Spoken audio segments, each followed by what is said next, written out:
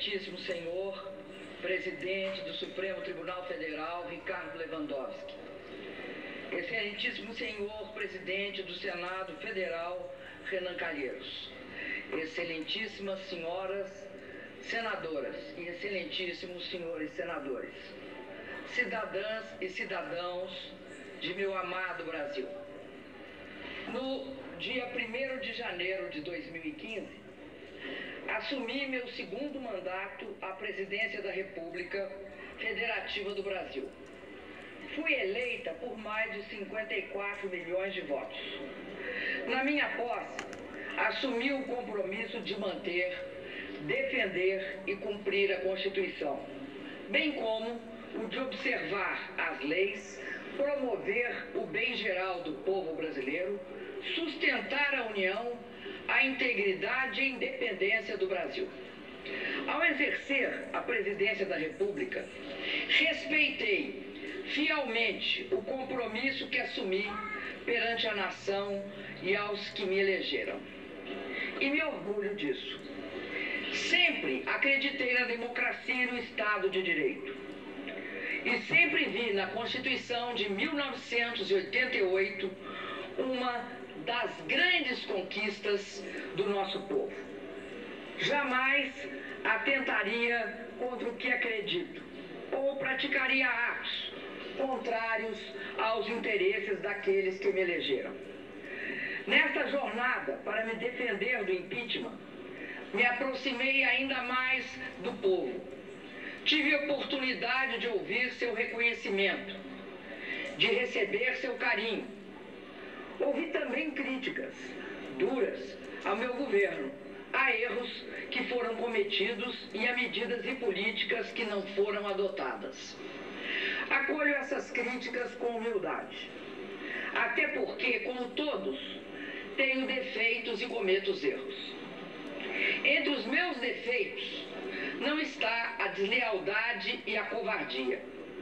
Não traio os compromissos que assumo, os princípios que defendo ou os que lutam ao meu lado. Na luta contra a ditadura, recebi no meu corpo as marcas da tortura. Amarguei por anos o sofrimento da prisão. Vi companheiros e companheiras sendo violentados e até assassinados. Na época, eu era muito jovem. Tinha muito a esperar da vida. Tinha medo da morte, das sequelas da tortura no meu corpo e na minha alma. Mas não cedi. Resisti. Resisti à tempestade de terror que começava a me engolir. Na escuridão dos tempos amargos em que o país vivia. Não mudei de lado.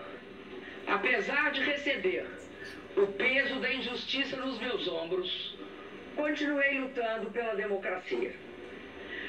Dediquei todos esses anos da minha vida à luta por uma sociedade sem ódios e intolerância. Lutei por uma sociedade livre de preconceitos e de discriminações. Lutei por uma sociedade onde não houvesse miséria ou excluídos. Lutei por um Brasil soberano, mais igual e onde houvesse justiça. Disso tenho orgulho. Quem acredita, luta. Aos quase 70 anos de idade, não seria agora, após ser mãe e avó, que abdicaria dos princípios que sempre me guiaram. Exercendo a presidência da República, tenho honrado o compromisso com o meu país, com a democracia, com o Estado de Direito. Tenho sido intransigente na defesa da honestidade na gestão da coisa pública. Por isso, diante das acusações que contra mim são dirigidas neste processo, não posso deixar de sentir na boca novamente o gosto áspero e amargo da injustiça e do arbítrio. E por isso, como no passado, resisto. Não esperem de mim o obsequioso silêncio dos covardes. No passado, com as armas e hoje com a retórica jurídica, pretendem novamente atentar contra a democracia e o Estado de Direito. Se alguns rasgam o seu passado e negociam as benesses do presente, que respondam perante a sua consciência e perante a história pelos atos que praticam. A mim, cabe lamentar pelo que foram e pelo que se tornaram. E resistir. Resistir sempre. Resistir para acordar as consciências ainda adormecidas, para que juntos finquemos o pé no terreno que está do lado certo da história, mesmo que o chão trema e ameace de novo nos engolir. Não luto pelo meu mandato, por vaidade ou por apego ao poder, como é próprio dos que não têm caráter, princípios ou utopias a conquistar. Luto pela democracia, pela verdade e pela justiça. Luto pelo povo do meu país, pelo seu bem-estar. Muitos hoje me perguntam, de onde vem a minha energia para prosseguir? Vem do que acredito. Posso olhar para trás e ver tudo o que fizemos, olhar para frente e ver tudo o que ainda precisamos e podemos fazer. O mais importante é que posso olhar para mim mesma e ver a face de alguém que, mesmo marcada pelo tempo, tem forças para defender suas ideias e seus direitos. Sei que em breve, e mais uma vez na vida, serei julgada. E é por ter a minha consciência absolutamente tranquila em relação ao que eu fiz no exercício da presidência da República, que venho pessoalmente à presença dos que me julgarão. Venho para olhar diretamente nos olhos de vossas excelências e dizer com a serenidade dos que nada têm a esconder que não cometi nenhum crime de responsabilidade. Não cometi os crimes dos quais sou acusada, injusta e arbitrariamente. Hoje, o Brasil, o mundo e a história nos observam e aguardam o desfecho desse processo de impeachment. No passado, da América Latina e do Brasil, sempre que interesses de setores da elite econômica e política foram feridos pelas urnas e não existiam razões jurídicas para uma destituição legítima, conspirações eram tramadas, resultando em golpes de Estado. O presidente Getúlio Vargas, que nos legou a CLT e a defesa do patrimônio nacional, sofreu uma implacável perseguição, a hedionda trama orquestrada pela chamada República do Galeão, que o levou ao suicídio. O presidente Juscelino Kubitschek, que construiu essa cidade, foi vítima de constantes e fracassadas tentativas de golpe, como ocorreu no episódio de Aragarças. O presidente João Goulart, defensor da democracia, dos direitos dos trabalhadores e das reformas de base, superou o golpe do parlamentarismo, mas foi deposto e instaurou-se a ditadura militar em 1964. Durante 20 anos, vivemos o silêncio imposto pelo arbítrio e a democracia foi varrida de nosso país. Milhões de brasileiros lutaram e reconquistaram o direito a eleições diretas. Hoje, mais uma vez, ao serem contrariados e feridos nas urnas os interesses de setores da elite econômica e política, nos vemos diante do risco de uma ruptura democrática. Os padrões políticos dominantes no mundo repelem a violência explícita. Agora, a ruptura democrática se dá por meio da violência moral e de pretextos constitucionais, para que se empreste aparência de legitimidade ao governo que assume sem o amparo das urnas. Invoca-se a Constituição para que o mundo das aparências encubra hipocritamente o mundo dos fatos. As provas produzidas deixam claro e inconteste que as acusações contra mim dirigidas são meros pretextos, embasados por uma frágil retórica jurídica. Nos últimos dias, novos fatos evidenciaram outro aspecto da trama que caracteriza esse processo de impeachment.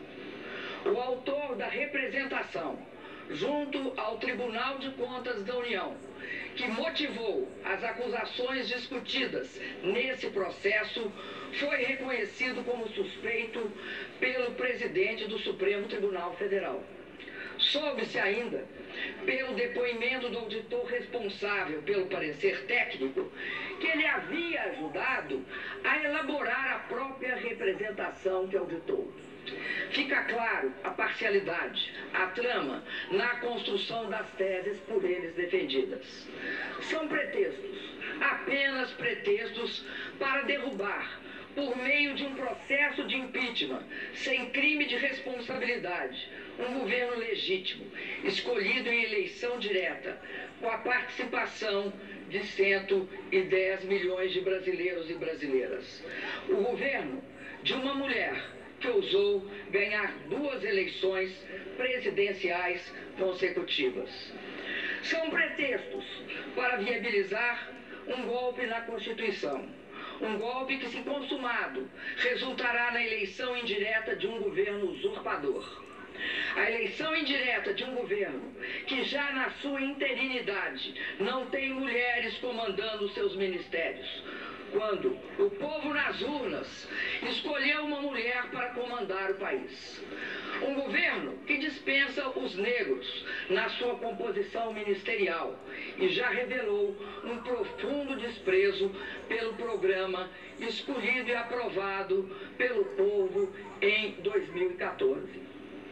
Fui eleita presidenta por 54 milhões e meio de votos, para cumprir um programa cuja síntese está gravada nas palavras: nenhum direito a menos.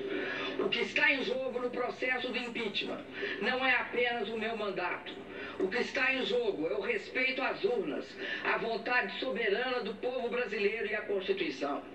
O que está em jogo são as conquistas dos últimos 13 anos, os ganhos da população, das pessoas mais pobres e da classe média, a proteção às crianças, os jovens chegando às universidades e às escolas técnicas, a valorização do salário mínimo, os médicos atendendo a população, a realização do sonho da casa própria.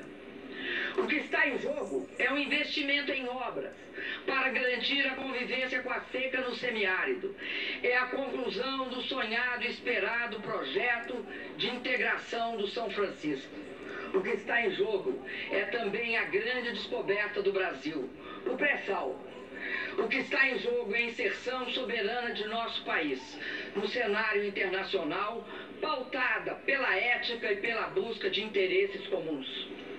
O que está em jogo é a autoestima dos brasileiros e brasileiras, que resistiram aos ataques dos pessimistas de plantão, à capacidade do país de realizar com sucesso a Copa do Mundo e as Olimpíadas e as Paralimpíadas.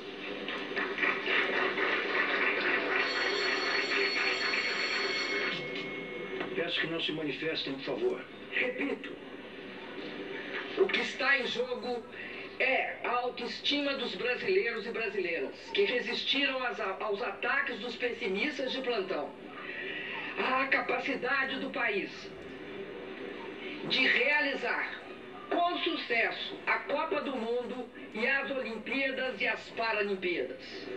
O que está em jogo é a conquista da estabilidade que busca o equilíbrio fiscal, que busca o controle da inflação e não abre mão de programas sociais para a nossa população.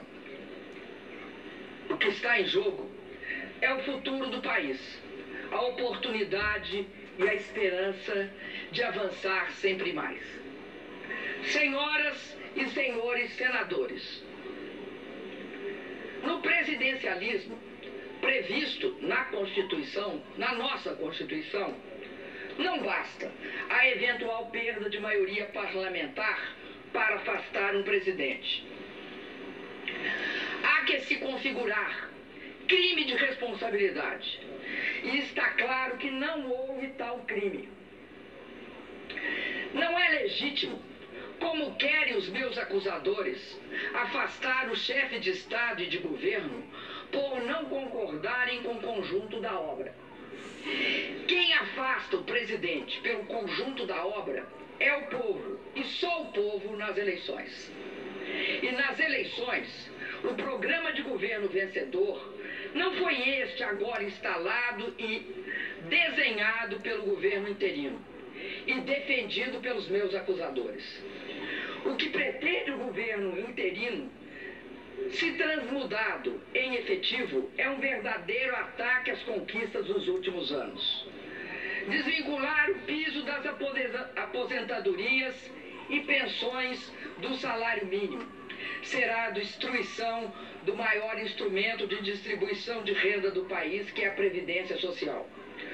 O resultado será mais pobreza, mais mortalidade infantil e a decadência dos pequenos municípios pelo país afora. A revisão dos direitos e garantias sociais previstos na CLT e a proibição do saque do Fundo de Garantia da demissão do trabalhador são ameaças que pairam sobre a população brasileira, caso prospere o impeachment sem crime de responsabilidade. Conquistas importantes para as mulheres, os negros e as populações LGBT estarão comprometidas pela submissão a princípios ultraconservadores. O nosso patrimônio estará em questão, com os recursos e resultados do pré-sal, as riquezas naturais e minerárias, sendo fortemente ameaçadas e, em muitos casos, privatizadas. A ameaça mais assustadora desse processo de impeachment sem crime de responsabilidade é congelar por inacreditáveis 20 anos as despesas com saúde, educação, saneamento e habitação. É impedir que por 20 anos mais crianças e jovens tenham acesso às escolas, que por 20 anos as pessoas possam ter melhor atendimento à saúde, que por 20 anos as famílias possam sonhar com a casa própria. Senhor presidente Ricardo Lewandowski, senhoras e senhores senadores, a verdade é que o resultado eleitoral de 2014 foi um rude golpe em setores da elite conservadora brasileira. Desde a proclamação dos resultados eleitorais, os partidos que apoiavam o candidato derrotado nas eleições fizeram de tudo para impedir a minha posse e a estabilidade do meu governo. Disseram que as eleições haviam sido fraudadas, pediram auditoria nas urnas, impugnaram minhas contas eleitorais e, após a minha posse, buscaram de forma desmedida quaisquer fatos que pudessem justificar retoricamente um processo de impeachment.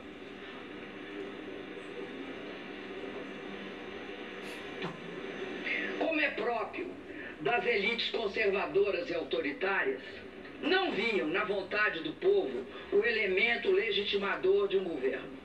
Queriam o poder a qualquer preço. Tudo fizeram para destabilizar a mim e ao meu governo. Só é possível compreender a gravidade da crise que assola o Brasil desde 2015, levando-se em consideração a instabilidade política aguda que, desde a minha eleição, tem caracterizado o ambiente em que ocorrem o investimento e a produção de bens e serviços. Não se procurou discutir e aprovar uma melhor proposta para o país. O que se pretendeu permanentemente foi a afirmação do quanto pior, melhor, na busca obsessiva de se desgastar o governo, pouco importando os resultados danosos desta desta questionável ação política para toda a população. A possibilidade de impeachment tornou-se assunto central da pauta política e jornalística, apenas 2 meses após minha reeleição, apesar da evidente improcedência dos motivos para justificar esse movimento radical.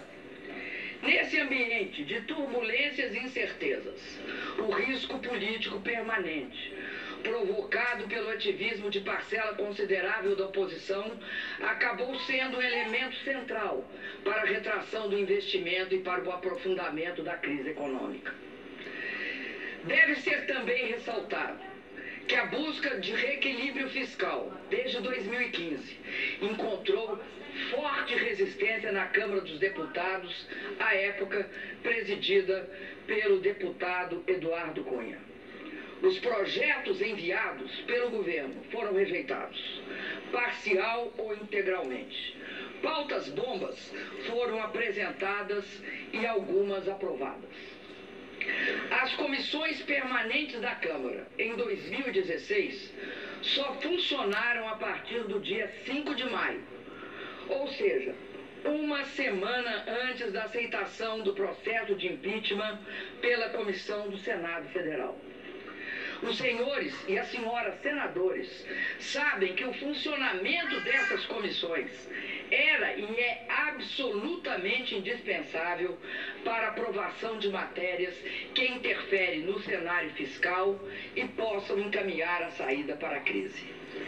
Foi criado, assim, o desejado ambiente de instabilidade política, propício à abertura do processo de impeachment sem crime de responsabilidade. Sem essas ações, o Brasil certamente estaria em uma situação melhor, política, econômica e fiscal do que está hoje. Muitos articularam e votaram contra propostas que durante toda a vida defenderam, sem pensar nas consequências que seus gestos trariam para o país e para o povo brasileiro. Queriam aproveitar a crise econômica, porque sabiam que assim que meu governo viesse a superá-la, sua aspiração de acesso ao poder haveria de ficar sepultada por mais um longo período.